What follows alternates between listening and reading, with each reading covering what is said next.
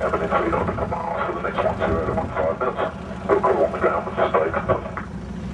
Now, if you didn't get a handout on the Winjeel, just come and see us after we'll display and we'll give to you.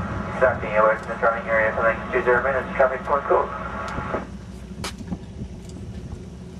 And when those two officers were appointed, one was an Australian and one was an Englishman. And this lined up on runway 17. That's a asphalt runway that has a heading of 170 degrees. No, he's not. That's on 350 degrees that way, into the north. There's two single runways here. One runs north-south, the other runs north-east-southwest. Grass strip on either side of those runways, and all grass runway across the bottom. And this area out the front here we call the western guide. You see the tail come up when the airspeed gets to about 40 knots. Here we go. He'll lift off at about 60 knots, accelerate up to about 85. One nautical mile to the north of the south. Then we started to have north boundary of the 500 nautical 1000 for the next 3 kilometers. That weird howling noise as the aeroplane went past us was the tips of the propeller getting very close to supersonic speed and generating a shock wave. The engine in the Winjeel has been exploded.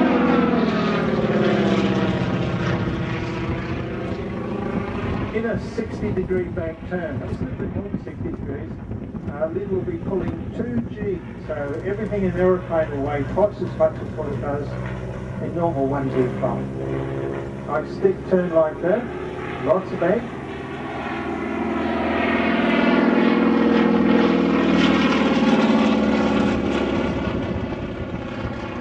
Even though the aeroplane's got 450 horsepower, you can't pull a steep turn like that indefinitely, because if you're pulling 2G, the wing has to generate two times as much lift, and consequently there's a lot more drag, and the aeroplane will slow down.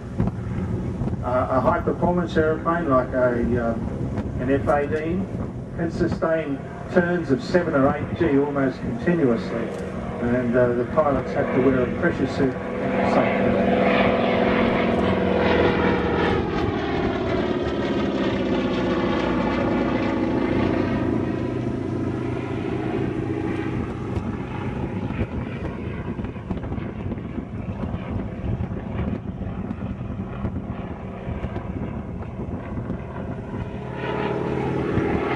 Have you thought up any questions for me?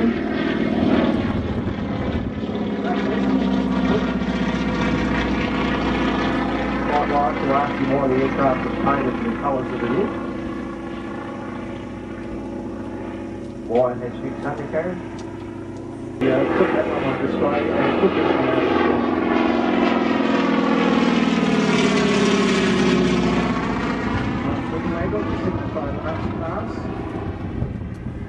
He'll rejoin the circuit now for landing back on 35.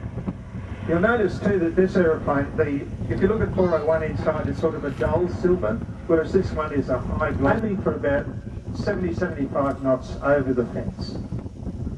When he gets close to the ground, you'll see him level out, pull the power right off, and touch down on all three wheels at the same time.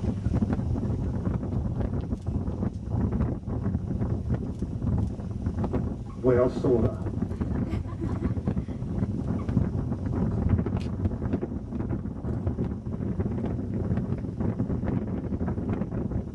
Traffic point code, this is Airports Museum operations, display complete, display complete.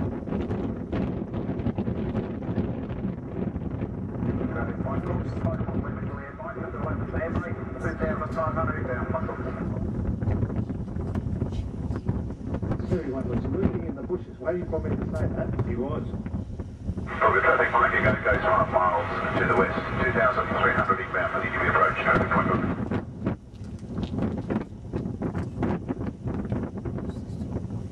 When flying training commenced here, in a military sense, the military air training in Australia was the second one in the, no, sorry, the first one in the British Commonwealth outside of England.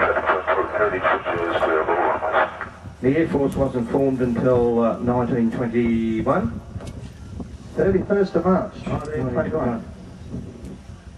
Prior to that, it was One cylinders radiate out like spokes of a wheel. The overhead valve cylinders operate by push rods.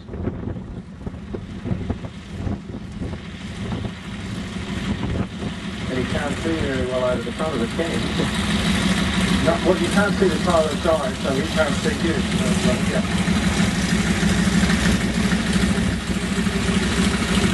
Right, we go with the door advised on the upper of the door, traction mark behind it. So the 1914 from Johnson, the all over RAAF